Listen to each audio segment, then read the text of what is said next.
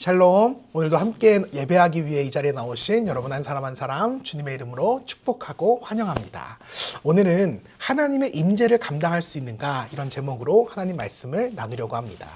다윗은 약 15년에 가까운 오래된 광야 생활을 끝내고 드디어 마침내 통일 왕국의 왕이 되었습니다. 남들은 이제 불행 끝 행복 시작이다 이렇게 이야기했지만요, 정작 다윗에게는 남모를 불안감과 두려움이 참 많았을 것 같아요. 나라는 아직도 어수선하고요, 사방이 적들 뿐입니다. 이러한 상황 속에서 다윗이 왕이 되었어요. 그 왕이 된 그 순간 그가 첫 번째로 행했던 일이 무엇이냐? 바로 하나님의 법궤를 옮겨오는 일이었다는 거예요. 다윗은 나에게 산적해 있는 수많은 문제들보다 그에 앞서서 하나님과의 관계를 바르게 하는 것, 이게 내 인생의 가장 중요한 일이라는 사실을 깨달았기 때문에 그렇습니다. 다윗이 신하들을 향해서 이렇게 이야기해요. 우리가 우리 하나님의 궤를 우리에게로 옮겨오자. 사울 때에는 우리가 궤 앞에서 묻지 아니하였느니라 하매. 아멘. 사울 때에는 궤 앞에서 묻지 않았다라고 하는 말은요, 사울 왕이 이스라엘을 통치하는 동안, 다스리는 동안 하나님의 뜻을 구한 적이 없었다라는 말입니다. 다윗은 지금 사울 왕조가 무너진 이유의 핵심을 정확하게 짚어내고 있는 것입니다. 왜 하나님이 사울을 버리셨다고요? 그가 하나님께 기도하지 않았고 하나님의 뜻을 구하지도 않았기 때문에 그렇습니다. 여러분, 바로 여기에 하나님께서 다윗을 택하신 이유가 담겨 있습니다. 다윗은 하나님 마음에 합한 사람이었어요. 이것이요, 다윗이 아무런 결점이 없었던 사람이었다 이런 말이 아닙니다. 그가 윤리적으로 깨끗했다 이런 말도 아니고요, 율법적으로 완벽했다는 말도 아닙니다. 다윗이 하나님의 마음에 합했다라고 하는 말의 의미는 다윗이 항상 하나님께 기도했고 동행했으며 그분의 말씀에 따라 순종하는 사람이었다라는 것을 뜻하고 있는 것입니다.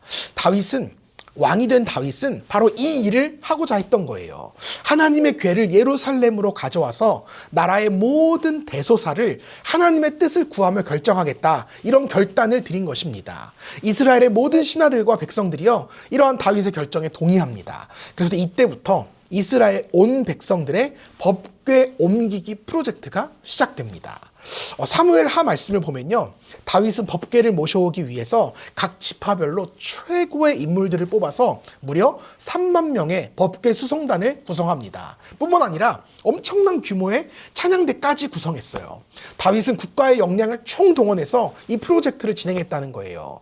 여기서 다윗의 마음이 어떤 마음이었을까요? 하나님을 위해 나의 최고와 최선을 드리겠다는 마음이었을 것입니다. 하나님의 법궤를 모셔오는 이 행차에 온 나라의 역량이 총집중되었다는 거예요. 그런데 뜻밖의 사고가 터지고 맙니다. 하나님의 궤를 그 수레의 소들이 막 이렇게 뛰어서 궤가 흔들리는 바람에 궤가 이렇게 떨어지는 거예요. 근데 그 순간에 그 옆에 있던 호송관 우사라는 사람이 자기도 모르게 본능적으로 그 궤를 딱 붙잡습니다. 그런데 그 순간 하나님의 진노가 임합니다. 하나님의 궤를 만졌던 우사가 그 자리에서 직사하는 거예요. 축제였던 분위기가요, 순식간에 두려움과 공포로 싸늘해지고 맙니다. 여러분, 왜 이런 일이 일어났을까요? 사실 그 누구라도 내 옆에서 궤가 떨어진다고 하면 힘껏 붙잡는 것이 이게 인간의 본능 아닙니까? 당연한 일 아니겠어요? 우리가 이 본문을 명확하게 이해하기 위해서는 일찍이 하나님께서 궤를 어떻게 다뤄야 하는가에 대해서 모세에게 명하셨던 율법을 다시 한번 자세히 살펴볼 필요가 있습니다. 말씀을 볼게요. 진영을 떠날 때에 아론과 그의 아들들이 성소와 성소의 모든 기구 덮는 일을 마치거든 고앗 자손들이 와서 맬 것이니라. 그러나 성물은 만지지 말라, 그들이 죽으리라. 회막 물건 중에서 이것들은 고앗 자손이 맬 것이며. 아멘. 하나님의 궤는 아무나 직접 만져서는 안 된대요. 오직 고앗 자손들만 직접 어깨에 메고 운반할 수 있었다고 합니다. 이게 하나님의 명령이셨어요. 근데 다윗이요, 지금 하나님의 이 명령을 잊어버린 거예요. 하나님의 궤를 새 수레에 싣고 운반했던 겁니다. 그것도 고앗 자손이 아니라 다른 사람들에게 이 일을 맡겼다는 거예요. 여러분, 다윗의 결정 그리고 우사의 행동이 인간적인 눈으로 보았을 때는 굉장히 합리적인 결정인 것처럼 보일지도 모릅니다. 그러나 사실은 하나님의 말씀을 거역하는 행위였어요.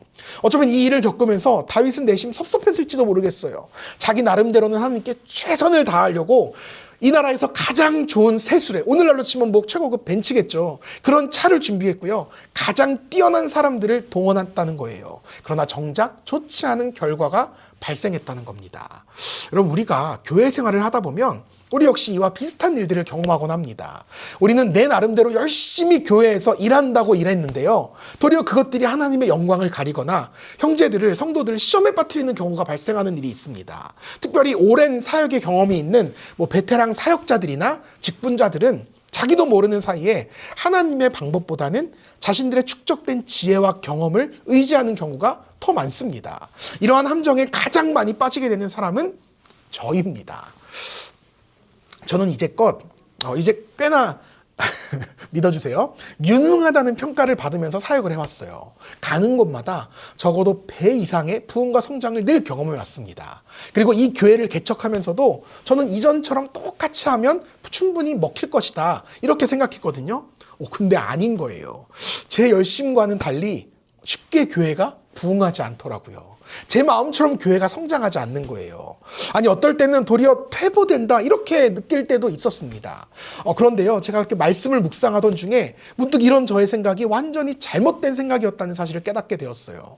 먼저 기도하면서 하나님의 뜻을 구하기보다 저의 경험과 저의 지혜와 저의 능력을 더 신뢰했던 그런 저의 부끄러운 모습들을 발견하게 되었다는 거예요. 다윗 역시 같은 마음이지 않았을까요? 법궤를 가져오기 위해서는 먼저 하나님의 뜻을 묻고 하나님의 방법을 구했어야 했습니다. 하지만 다윗이요, 자기가 잘하고 싶다는 마음 때문에, 혹은 그저 빨리 법궤를 가져오고 싶다는 그 들뜬 마음에 하나님의 방법이 아닌 자신의 방법으로 일을 행했다는 거예요. 그러다가 도리어 일을 그르쳤다는 겁니다. 다윗은 그제야 정신을 차렸고요, 주님께 묻고 주님의 뜻을 구하는 시간을 갖게 됩니다. 그렇게 약 3개월이라는 시간이 흘렀어요. 그동안 다윗이요, 백성들과 함께 샅샅이 성경 말씀을 살펴봅니다. 그러면서 하나님의 궤를 어떻게 다뤄야 하는지를 철저하게 살펴봐요. 아마도 그 3개월의 시간은 다윗과 이스라엘 백성에게 있어서 그간 하나님의 말씀에 무지했던 자신들의 부끄러운 모습을 철저하게 회개했던 시간이었을 것입니다. 저 역시 동일한 시간을 보냈던 것 같아요. 저는 저의 지혜가 아닌 하나님의 뜻을 구하기 위해 매일 새벽 주님 앞에 엎드려 기도하는 시간을 가졌습니다. 무엇이 우리 교회를 향하신 하나님의 뜻일까? 나는 이 교회를 위해서 무엇을 해야 할까? 그렇게 하나님 앞에 기도하기 시작하니까 하나님께서는 이 교회를 향하신 하나님의 그 특별한 은혜와 계획을 저에게 하나씩 말씀하시고 깨닫게 하셨습니다. 우리 교회가 어떤 방향으로 나아가야 할지, 어떤 모습으로 세워져야 할지를 기도하는 가운데 깨닫게 해주신 거예요. 그리고 제가 그 길대로 순종하며 걸어가자 하나님께서는 정말로 우리 교회가 자라나고 성숙해가는 모습을 발견하게 해주셨습니다. 여러분, 교회는 세상 기업을, 회사를 운영하듯이 효율적이고 이성적인 방법으로 운영되는 곳이 아닙니다. 내가 생각하는 최선이 아니라 하나님이 원하시는 길로 걸어가는 것이 바로 교회입니다. 하나님의 일은 철저하게 하나님의 방법대로 행해야 되는 것입니다. 그래서 교회가 위기에 부딪힐 때 모두 함께 달려나와서 회의를 하는 것이 아니라 기도를 해야 한다는 거예요. 여러분, 우리가 매주 금요일마다 꿈다방에 모여서 함께 기도를 하죠. 저는 이 모임을 시작함과 동시에 리더십 정기회의를 과감하게 삭제했습니다. 물론 당연히 교회의 여러 가지 행사를 진행하기 위해서는 회의가 필요합니다. 하지만 그에 앞서서 매주 함께 모여서 그 행사를 위해 기도하는 시간이 저희에게 더 급하고 중요하다는 판단이 들었기 때문에 그렇습니다.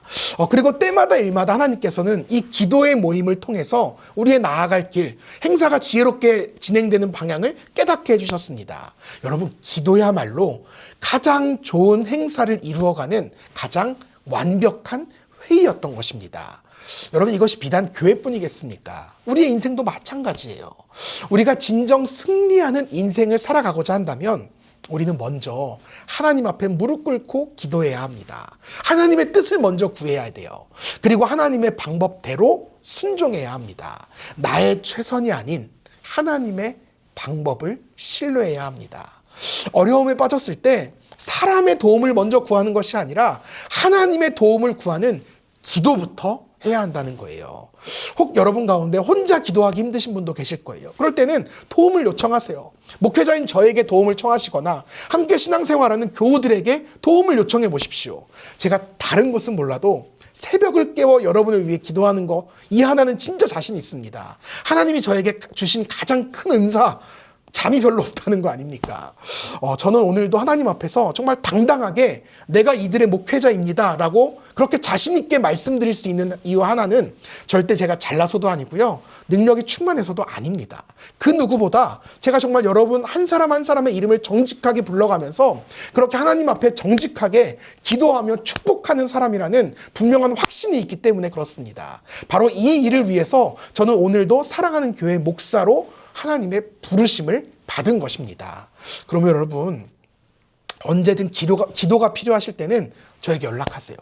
여러분, 저에게는 제 평생의 목회 철학이 있거든요.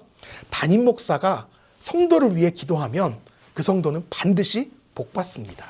담임 목사가 그를 위해 기도할 때 반드시 하나님께서 그를 위해 응답하시고 충만한 복을 내려주십니다. 그러므로 사랑하는 여러분, 여러분 인생에 크고 작은 문제를 만났을 때, 정말 이제 하나님의 인도하심을 구해야 될 때, 적어도 그 순간 목사가 생각났으면 좋겠어요. 목사에게 기도 요청을 하실 수 있기를 바랍니다. 저와 여러분 함께 기도하면서 함께 하나님의 뜻을 이루어갈 수 있으면 좋겠습니다. 오늘 좀 말씀을 정리합니다. 사랑하는 성도 여러분, 이제껏 여러분의 삶이 왜 그토록 힘들고 괴로우셨습니까? 왜 내 마음대로 되지 않는 인생이 자꾸 펼쳐지는 걸까요? 내 힘으로 살려고 했기 때문에 그렇습니다. 하나님의 뜻을, 하나님의 방법을 구하지 않았기 때문이에요. 이제는 정말 기도하면서 나를 향하신 하나님의 뜻을 먼저 구해보시기 바랍니다. 하나님의 방법을 구해보세요. 하나님의 임재를 간구하시기 바랍니다. 나의 삶 속에, 나의 일터에, 우리 가정과 교회와 일터 가운데 하나님의 임재가 충만히 임하기를 여러분 기도해 보시기 바랍니다. 바로 그때 하나님께서 저와 여러분의 삶을 선하게 인도해 가실 것을 믿습니다.